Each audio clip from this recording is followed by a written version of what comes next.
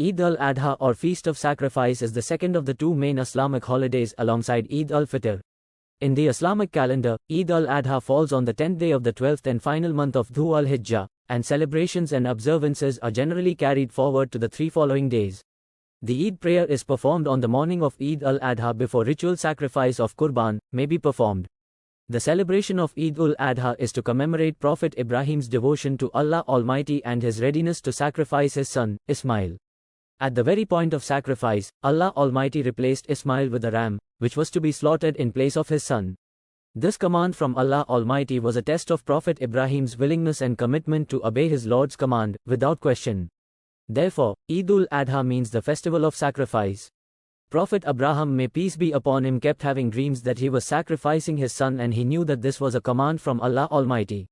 This incident is also described in verses 102 and 111 of Surah As-Saft.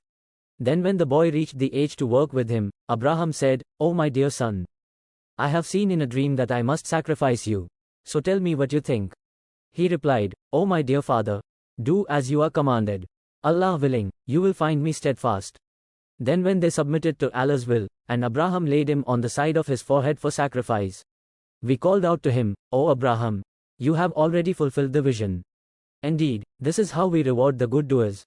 That was truly a revealing test. And we ransomed his son with a great sacrifice, and blessed Abraham with honorable mention among later generations. Peace be upon Abraham. This is how we reward the good doers. He was truly one of our faithful servants. Affluent Muslims who can afford it sacrifice halal cattle, usually a camel, goat, sheep, or ram, as a symbol of Abraham's willingness to sacrifice his only son. The animals have to meet certain age and quality standards to be considered for sacrifice.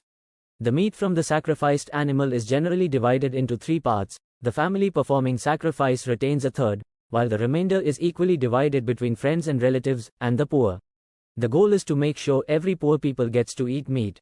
When the narrations in the Hadith books are examined, it is stated that Prophet Muhammad, may peace be upon him, sacrificed Qurban every year without any interruption until his death after the 2nd year of the Hijrah, which was the year when the sacrifice was made legitimate.